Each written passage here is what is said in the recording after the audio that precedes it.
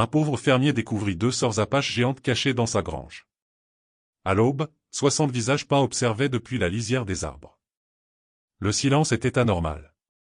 En 15 ans à travailler cette terre, Silas Ward n'avait jamais entendu ces animaux devenir complètement silencieux en même temps. Même son vieux coq avait cessé de chanter. Quelque chose qui n'avait rien à y faire se trouvait dans sa grange. Quand il poussa les lourdes portes en bois, s'attendant peut-être à un coyote blessé ou à un veau égaré, il trouva 2 femmes blotties dans l'ombre d'un coin. Elles ne ressemblaient à aucune femme qu'il ait jamais vue, mesurant toutes 2 facilement plus de 1,80 mètres, avec des peintures de guerre complexes couvrant leurs visages de motifs audacieux rouges et noirs qui les marquaient comme apaches. Du sang tachait leurs vêtements déchirés, et leurs pieds étaient enveloppés dans des bandages de fortune. Quelle que soit la raison qui les avait poussées à chercher refuge dans sa grange, elle avait été assez désespérée pour risquer de voyager de nuit en territoire dangereux. « S'il vous plaît », dit l'aîné dans un anglais accentué, levant les mains pour montrer qu'elle ne voulait aucun mal. « Nous n'avons besoin que d'un abri jusqu'à la tombée de la nuit. Ensuite, nous partirons. » Avant que Silas ne puisse répondre, la plus jeune femme lui attrapa le bras. « Écoutez », murmura-t-elle avec urgence. C'est alors qu'il l'entendit, le son qui lui serra la poitrine d'effroi, des bruissements dans les buissons, le grincement du cuir, le léger reniflement de chevaux tenus immobiles. Des gens encerclaient sa propriété, se déplaçant avec précaution pour éviter d'être détectés. Il se dirigea vers l'entrée de la grange et, à travers les fentes du bois usé, il les vit. Des pères d'yeux qui observaient de derrière les arbres et les rochers. Pas 10 ou 20. 60 visages peints, peut-être plus. Tous concentrés sur sa grange, tous en attente. « Ils nous ont suivis », dit l'aîné doucement. « Nous pensions les avoir semés dans le canyon. »« Mais qui sont-ils » demanda Silas, bien qu'il soupçonnât déjà la réponse. « Des guerriers envoyés par le chef Ahando », répondit-elle. « Nous sommes ses prisonnières. Nous nous sommes échappés il y a 3 jours. Mais il ne nous laissera pas partir facilement. » La main de la femme plus jeune se déplaça vers un paquet de cuir à sa taille. « Nous portons quelque chose qu'il veut récupérer. Quelque chose qui pourrait empêcher une guerre ou en déclencher une. » À travers le mur de la grange, Silas pouvait entendre les chevaux se rapprocher, des ordres discrets en apache, le son des armes qu'on préparait. « Ils savent que nous sommes ici, » dit l'aîné. « Et maintenant, ils savent que vous nous avez vus. Je suis désolé, Silas Ward. Nous n'avons jamais voulu amener ça jusqu'à votre porte. » Elle connaissait son nom. D'une manière ou d'une autre, ces fugitifs apaches savaient qui il était. « Comment est-ce que, commença-t-il, mais la plus jeune le coupa. « Ils arrivent, » murmura-t-elle en désignant la porte de la grange. « Quoi qu'il arrive, souvenez-vous de ceci. Nous sommes venus à vous parce que vous êtes le seul colon de cette vallée qui ait jamais montré de la bonté au peuple apache. Cette bonté est peut-être la seule chose qui nous maintiendra tous en vie. » Les mains de Silas Ward tremblaient alors qu'il agrippait son fusil, mais pas par peur des femmes dans sa grange. Le tremblement venait d'une prise de conscience plus profonde. Il était sur le point de devenir le centre de quelque chose de bien plus grand que ce que son petit ranch en difficulté pouvait gérer. L'aîné s'avança et, dans la lumière du matin filtrant à travers les lattes de la grange, il put la voir plus clairement. Elle devait avoir la trentaine, avec des yeux sombres et intelligents et des fils d'argent tissés dans ses tresses noires. La peinture de guerre sur son visage n'était pas aléatoire. Elle racontait une histoire et des symboles qu'il ne pouvait pas lire mais dont il comprenait qu'ils signifiaient le pouvoir. « Je suis Ayana », dit-elle, son anglais parfait mais accentué.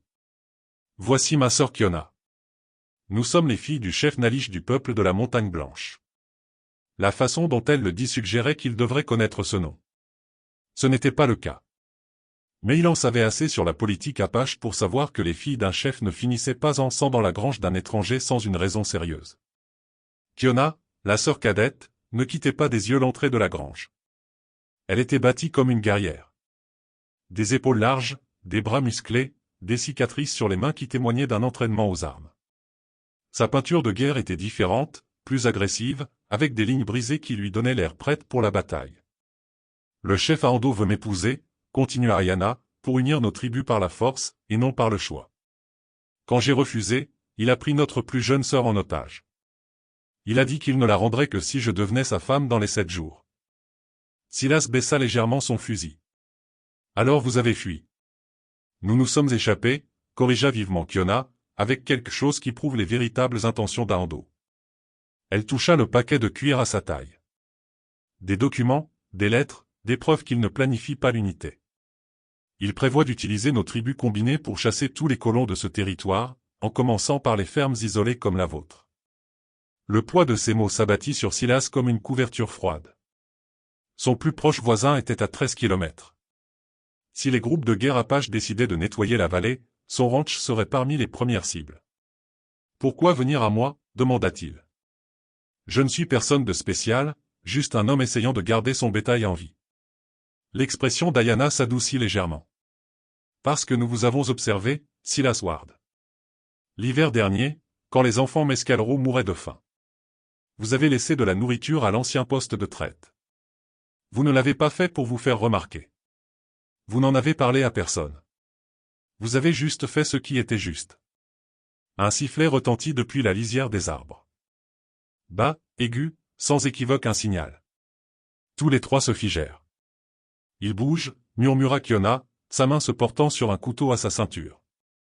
Les éclaireurs d'Ahando ont trouvé notre piste. À travers la porte de la grange, Silas pouvait voir des silhouettes sortir de leur cachette. 60 guerriers, peut-être plus, peints pour la guerre et portant des armes. Ils ne se cachaient plus. Ils se préparaient à attaquer. Silas Ward avait exactement 30 secondes pour prendre une décision qui déterminerait s'il vivrait pour voir un autre coucher de soleil. À travers les interstices des murs de sa grange, il observa les guerriers Apaches se déployer en un cercle parfait autour de sa propriété. Ce n'étaient pas des pillards ou de jeunes têtes brûlées.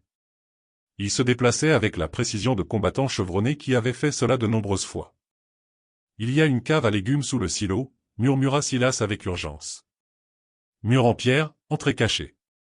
Vous pourriez. » « Non. » La voix d'Ayana était ferme.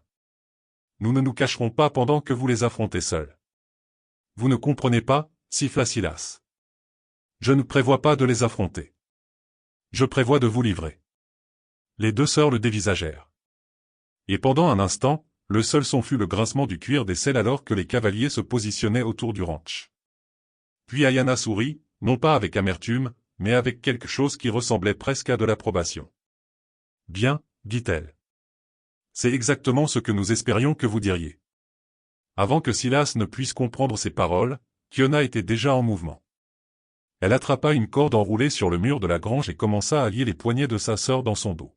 « Les hommes d'Ahando doivent croire que vous nous avez capturés, » expliqua-t-elle rapidement, « que vous nous livrez en tant que colon loyal. » Quoi? Silas avait l'impression que le sol se dérobait sous ses pieds. « Je ne comprends pas. » Les documents que nous portons, dit Ayana alors que sa sœur terminait les nœuds. Ce ne sont pas seulement des preuves des plans de guerre d'Ahando. Ce sont aussi la preuve qu'il a accepté des armes et de l'or de commerçants mexicains en échange de raids promis sur les colonies américaines. Le gouverneur territorial paierait grassement pour cette information. Une voix tonna à travers la cour du ranch, parlant en apache. Silas ne comprit pas les mots, mais le ton était clair, rendez les femmes ou subissez les conséquences. Vous avez peut-être 2 minutes avant qu'ils ne perdent patience, dit Kiona, s'attachant maintenant les mains avec une efficacité experte. Quand vous nous livrerez, assurez-vous de mentionner que nous transportons des informations précieuses. Ahando voudra examiner ce que nous avons avant de s'occuper de nous. C'est de la folie, marmonna Silas. Qu'est-ce qui l'empêchera de nous tuer tous les trois? Parce que, dit Ayana, entrant dans son rôle de captive avec une facilité déconcertante, Ahando est arrogant. Il voudra jubiler, prouver sa supériorité avant d'en finir. Cette arrogance est le seul avantage que nous ayons. Un autre cri de l'extérieur. Plus proche cette fois. Des bottes sur des marches en bois. Ils arrivaient à la porte de la grange. Souvenez-vous, murmura Kiona. Ayez l'air terrifié. Agissez comme si vous nous trahissiez pour sauver votre peau. Ce n'est probablement pas loin de la vérité, de toute façon. La porte de la grange vola en éclats et 6 guerriers peints firent irruption, armes au poing. Derrière eux, un homme qui ne pouvait être que le chef Ahando entra dans l'espace. Il était grand, puissamment bâti, avec l'assurance de quelqu'un habitué à une autorité absolue. Ses yeux trouvèrent immédiatement les sœurs, puis se tournèrent vers Silas avec un calcul froid. « Alors, dit Ahando en parfait anglais, l'homme blanc a fait notre travail à notre place. » Silas Ward força sa voix à trembler en parlant, ce qui n'était pas difficile puisque la terreur coulait dans ses veines comme de l'eau glacée. « Chef Ahando, monsieur, j'ai trouvé ces femmes dans ma grange ce matin. Elles ont dit que vous les cherchiez. Les yeux sombres d'Ando étudièrent Silas avec l'intensité d'un faucon examinant sa proie. Le chef était plus jeune que ce à quoi Silas s'était attendu, peut-être 40 ans, avec des cicatrices rituelles sur sa poitrine et ses bras qui le marquaient comme un guerrier vétéran. Les peintures de guerre sur son visage étaient des motifs noirs et rouges élaborés qui parlaient de leadership et d'honneur au combat. Elles ont dit la vérité, dit Ando, s'approchant pour examiner les sœurs liées. Ces femmes portent quelque chose qui appartient à mon peuple. Que savez-vous de leurs affaires ici? Rien, monsieur. Je veux juste continuer à vivre en paix sur ma terre. Silas jeta un regard nerveux aux guerriers qui flanquaient leur chef. Chaque homme était armé à la fois d'armes traditionnelles et de fusils modernes, une combinaison qui les rendait redoutablement efficaces. Kiona leva la tête avec défi. Tu peux nous lier les mains, Ando. Mais tu ne peux pas lier nos esprits. Notre père viendra nous chercher. Ton père est à 3 jours de cheval, et il ne sait pas où tu es, répondit froidement Ando. Le temps qu'il découvre où vous êtes, tu seras déjà ma femme, et ce différend territorial sera réglé de façon permanente. Ayana soutint le regard de son ravisseur sans ciller. Tu veux dire que ta guerre contre les colons commencera de façon permanente. Nous sommes au courant de tes rencontres avec les trafiquants d'armes mexicains. Nous savons pour la cache d'armes que tu as constituée au cours des 6 derniers mois. L'expression d'Ando passa de la confiance à un vif intérêt. Qu'est-ce que vous savez? Assez, dit Ayana. Vérifie le paquet à ma taille. Tu y trouveras une lecture très intéressante. Un des guerriers s'avança et détacha la sacoche en cuir de la ceinture de Kiona. À l'intérieur se trouvaient plusieurs papiers pliés et ce qui ressemblait à un petit objet en métal. Le guerrier tendit le tout à son chef. Ando déplia les papiers et son visage devint de pierre en lisant. Quoi que ce fût qui y était écrit, ce n'était clairement pas ce à quoi il s'était attendu.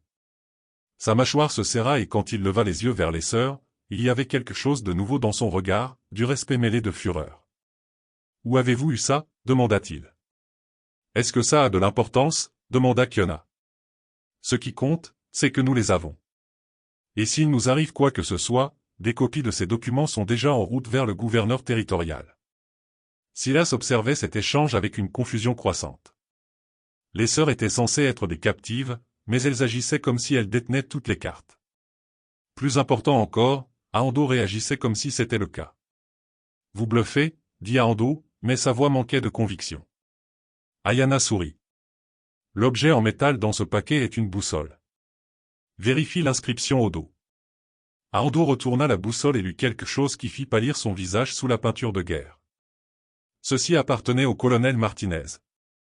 C'est exact, confirma Kiona. Jusqu'à hier, quand nous l'avons pris sur son cadavre. La température dans la grange sembla chuter de 10 degrés. Chaque guerrier présent comprenait les implications. Si le colonel mexicain était mort, alors toute l'opération de trafic d'armes était compromise. Et si les sœurs l'avaient tué, elles étaient bien plus dangereuses que quiconque l'avait imaginé. Les guerriers d'Ando échangèrent des regards inquiets tandis que leur chef fixait la boussole dans sa paume. Le silence s'étira jusqu'à ce que Silas puisse entendre son propre cœur battre à tout rompre dans ses oreilles. Quel que soit l'avantage que les sœurs pensaient avoir sur la situation, il était sur le point d'être mis à l'épreuve. Le colonel Martinez m'était plus utile vivant que mort, dit Ando finalement, sa voix dangereusement calme. Sa mort complique tout. Sa mort résout tout, corrigea Ayana.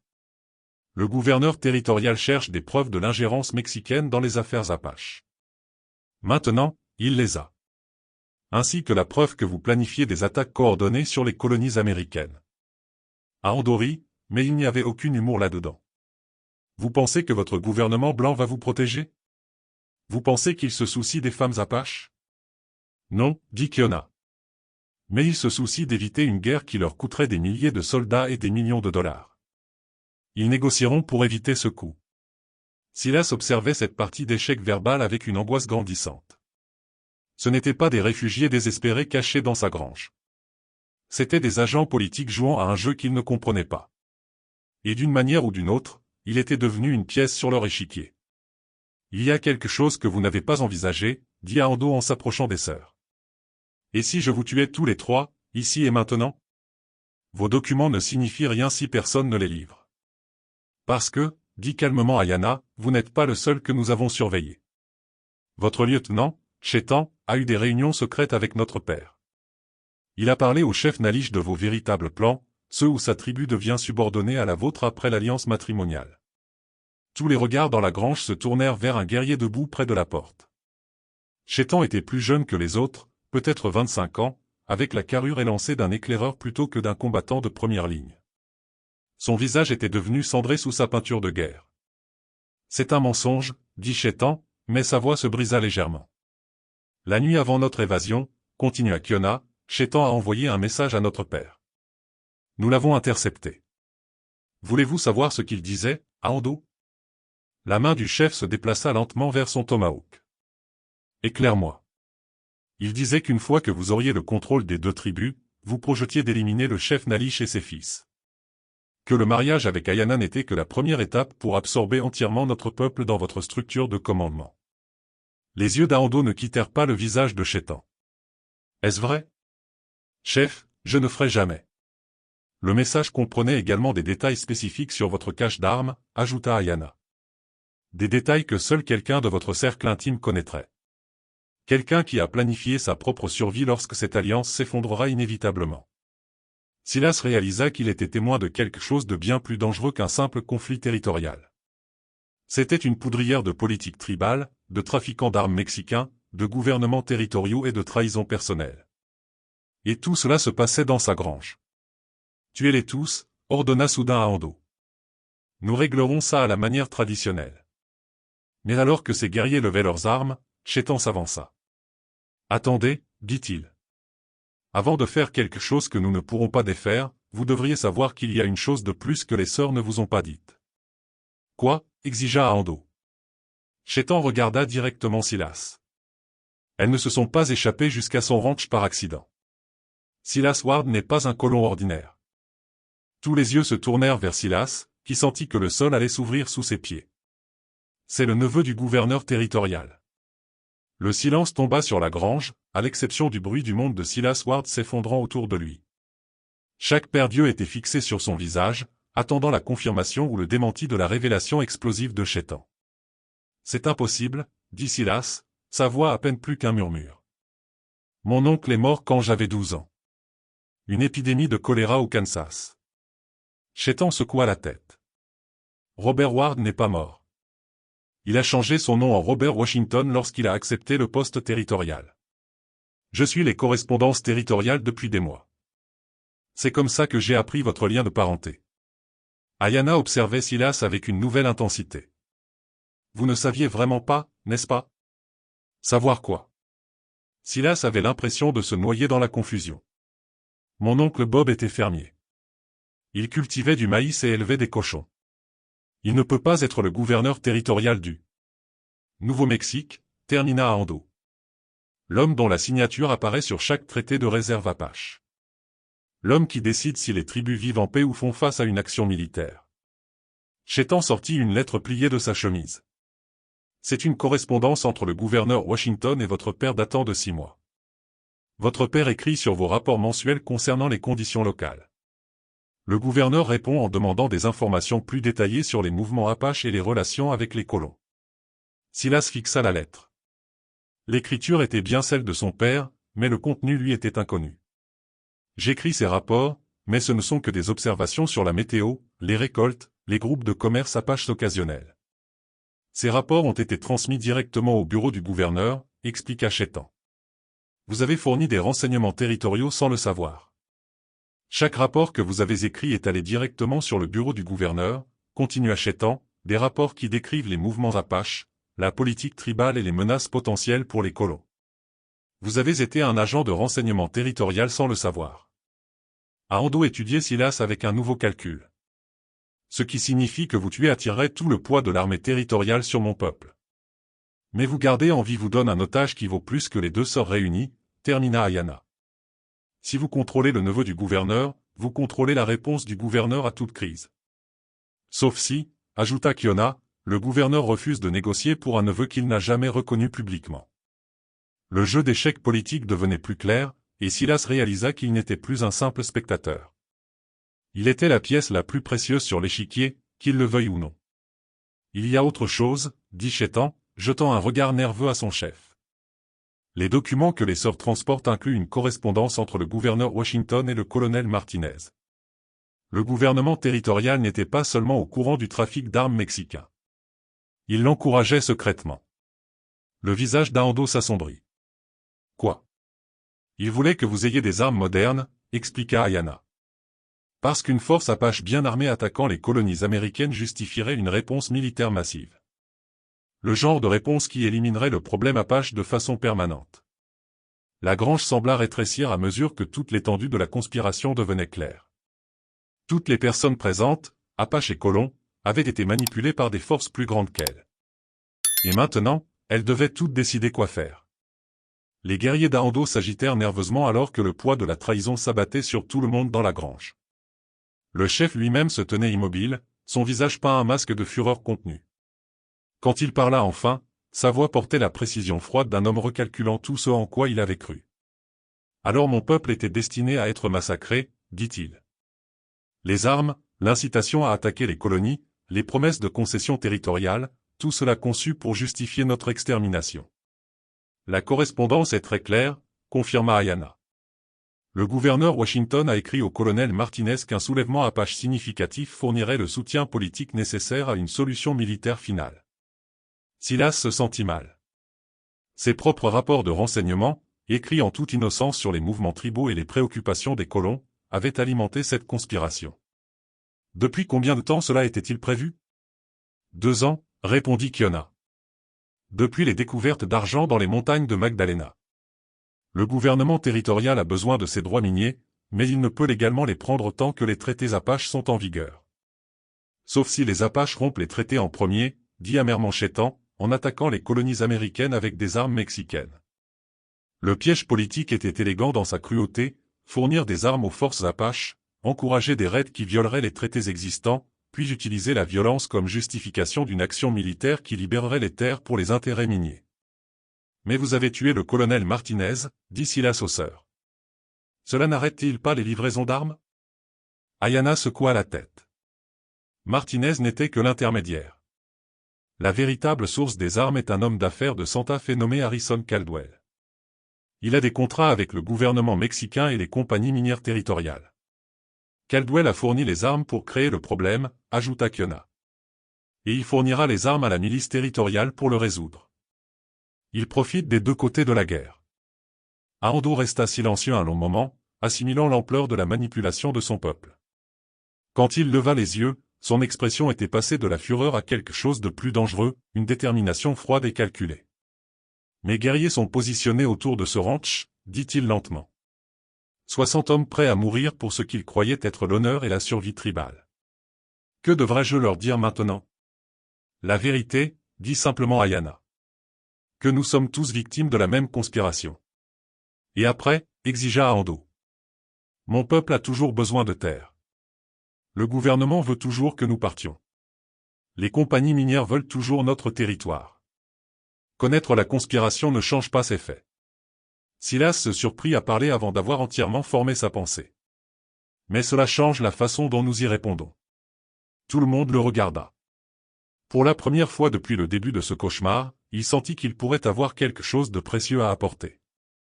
Si je suis vraiment le neveu du gouverneur, continua-t-il, et si ces documents prouvent ce que vous dites, alors nous avons un moyen de pression. Pas seulement pour arrêter cette conspiration, mais pour forcer une véritable négociation. Vous pensez que votre oncle vous écoutera? Demanda Chetan avec scepticisme.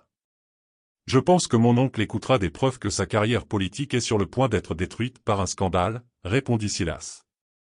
Surtout si ces preuves sont livrées par quelqu'un qui ne peut pas être rejeté comme un Apache hostile ou un agent mexicain.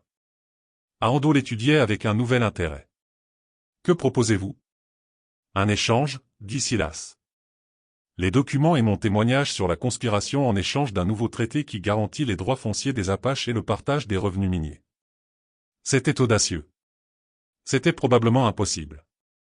Mais en regardant les visages peints pour la guerre dans la grange, Silas réalisa que c'était peut-être leur seule chance d'éviter le massacre que quelqu'un d'autre avait prévu pour eux tous.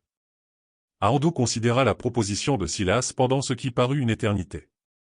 Dehors, ces 60 guerriers restaient positionnés à la lisière des arbres, ignorant que leur mission entière était basée sur des mensonges conçus pour les détruire.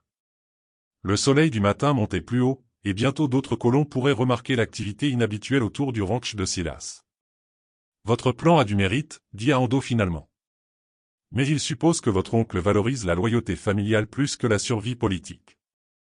Et s'il nie simplement le lien et vous laisse mourir? Alors nous mourrons tous, répondit honnêtement Silas. Mais au moins, nous mourrons en combattant le véritable ennemi au lieu de nous battre les uns contre les autres. Chétan s'avança. Chef, il y a autre chose à considérer. Quand j'ai envoyé ces messages au chef Nalish, j'ai aussi envoyé des copies à d'autres contacts. Des gens qui pourraient être intéressés à exposer cette conspiration. Les yeux d'Ando se plissèrent. Quels gens? Des fonctionnaires territoriaux qui ne font pas partie du réseau de Caldwell, expliqua Chétan. Je n'étais pas entièrement loyal à vos plans de guerre, mais je ne travaillais pas non plus pour l'ennemi. J'essayais d'empêcher les fusions de sang des deux côtés.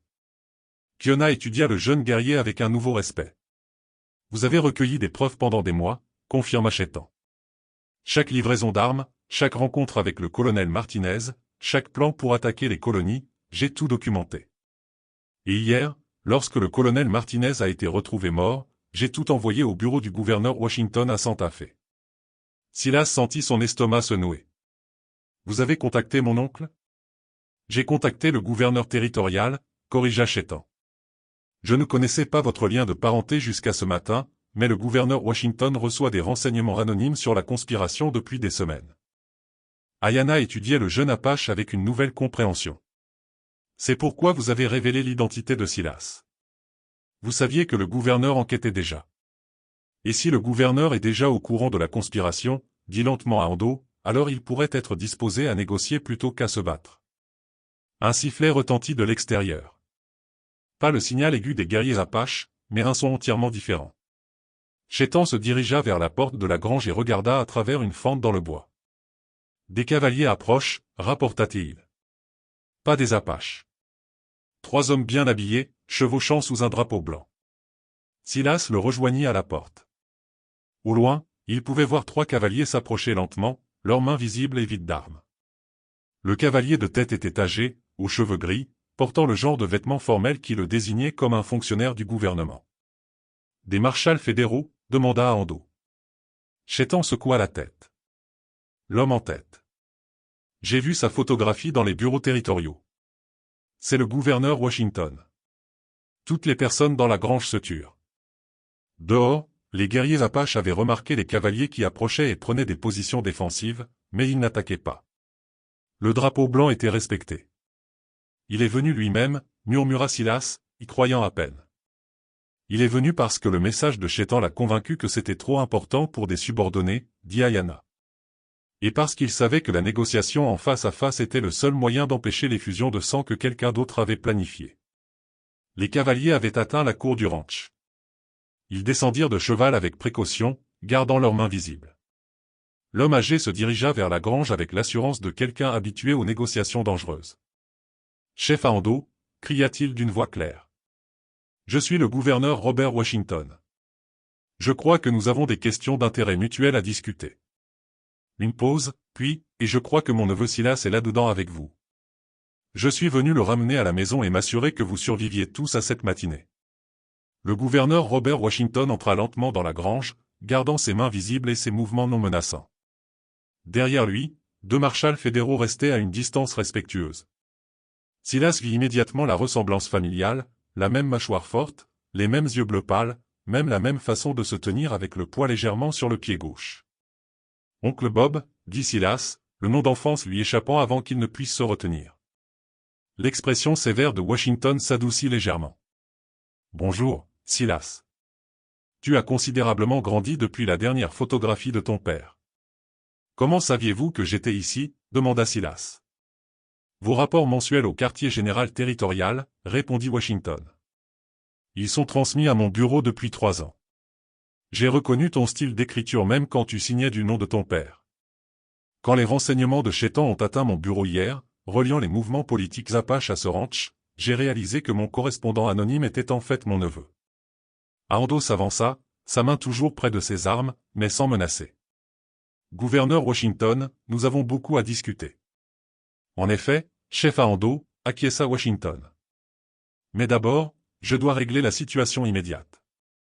Mais Marshall ont arrêté Harrison Caldwell et 6 de ses associés à Santa Fe. Les livraisons d'armes ont été interceptées et la correspondance du colonel Martinez a été sécurisée. Il sortit un document de son manteau. Ceci est un mandat d'arrêt fédéral contre Martinez. Nous avons trouvé son corps hier ainsi que des preuves de la conspiration visant à manipuler les tribus Apaches pour qu'elles violent leurs traités. Ayanna échangea un regard avec sa sœur. Nous n'avons pas tué Martinez, dit-elle prudemment. Nous l'avons trouvé mort dans son camp et avons pris les documents qu'il transportait. Nous pensions qu'ils pourraient être importants. Ils étaient cruciaux, confirma Washington. Ces documents ont prouvé le lien entre les intérêts miniers de Caldwell et les ventes d'armes illégales. Sans cette preuve, nous n'aurions pas pu agir contre la conspiration. Chétan prit la parole. Gouverneur, qu'en est-il du peuple du chef Ando? Ils ont été manipulés en leur faisant croire que la guerre était nécessaire à leur survie. Washington hocha la tête. C'est pourquoi je suis venu personnellement au lieu d'envoyer des troupes. Chef Ando, vos guerriers n'ont pas encore commis d'acte de guerre. Cela nous donne l'occasion de régler les problèmes sous-jacents avant que la violence n'éclate. Que proposez-vous? Demanda Ando avec prudence. Un nouveau traité, dit Washington en produisant un autre document.